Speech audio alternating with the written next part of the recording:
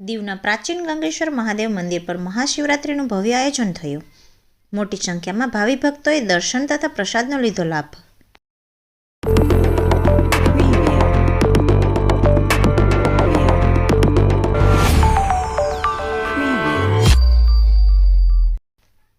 કેન્દ્રશાસિત પ્રદેશ દીવના ફુદમ સ્થિત ગંગેશ્વર મહાદેવ મંદિર એક પ્રાચીન મંદિર છે અને જે દેશ વિદેશમાં પ્રચલિત છે. ગંગેશ્વર મહાદેવ મંદિર મહાભારત કાળનું છે તેવી દંતકથાઓમાં ઉલ્લેખ છે. વનવાસ દરમિયાન પાંડવોએ ભોજન ગ્રહણ કરવા માટે આ ગંગેશ્વર મહાદેવ મંદિરની શિવલિંગની સ્થાપના તેમના કદ અનુસાર કરી હતી. ગંગેશ્વર મહાદેવ મંદિર દરિયા કિનારે આવેલું છે, જેથી સમુદ્રદેવ શિવલિંગનો નિરંતર અભિષેક પણ કરે છે. આ ગંગેશ્વર મહાદેવ મંદિર ખાતે દેશ વિદેશના પર્યટકો અને દેશના નેતાઓ વગેરે અહીં મહાદેવના દર્શન કરી ચૂક્યા છે.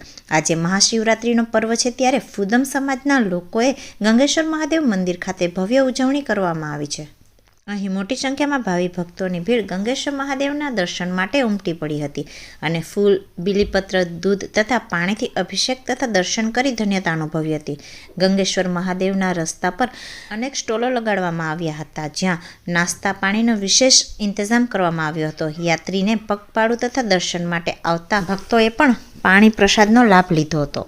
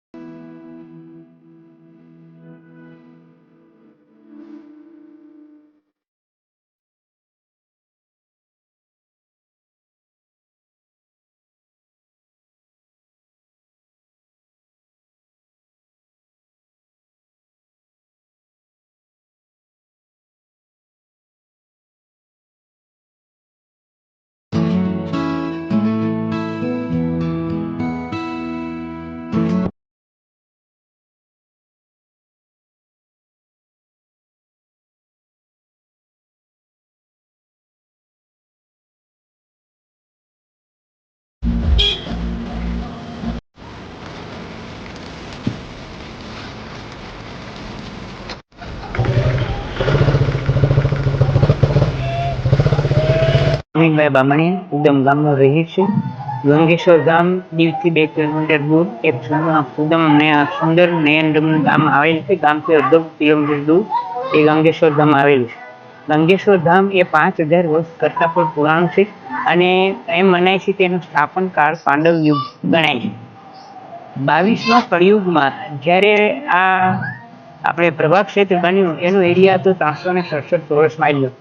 આ ભારતના વન પર્યમાં દર્શાવ્યા પ્રમાણે પાંડવો જ્યારે સૌરાષ્ટ્રમાં વિહરતા હતા ત્યારે એ લોકો આ પ્રભાસ ક્ષેત્રમાં આવ્યા હતા અને પાંડવોની એક ટેક હતી કે શિવ પૂજન કર્યા વિના ભોજન લેતા નહોતા.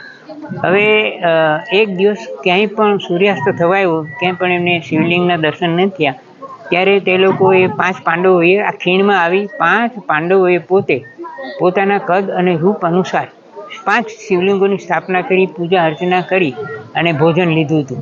એમ પણ કહેવાય છે કે પાંડવો 1 માસ અહીંયા રહ્યા હતા, શિવ પૂજન કર્યું હતું.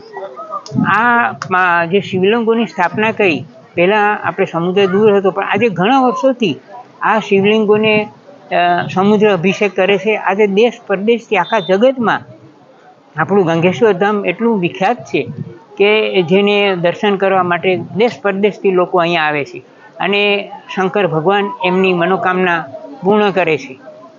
અહીંયા વીવીઆઈપી દરેકમાંથી લોકો અહીંયા આવે છે. ગંગેશ્વરની દક્ષિણ પશ્ચિમ બાજુએ કુંડ આવેલ છે. જ્યારે ઓઠ હોય ત્યારે કુંડમાં ગંગાધારાનું મીઠું જળ આપણે જોવા મળે છે. આ બધા દેશ પરદેશથી જે યાત્રાળુ, જે સેવાભાવી જે લોકો આવે છે, એ લોકો દર્શન કરી શિવ ભગવાનના પ્રાર્થના કરી અને ધન્યતા અનુભવે છે. ભગવાન ગંગેશ્વર બાપા સૌનું કલ્યાણ કરે એવી મારી પ્રાર્થના છે.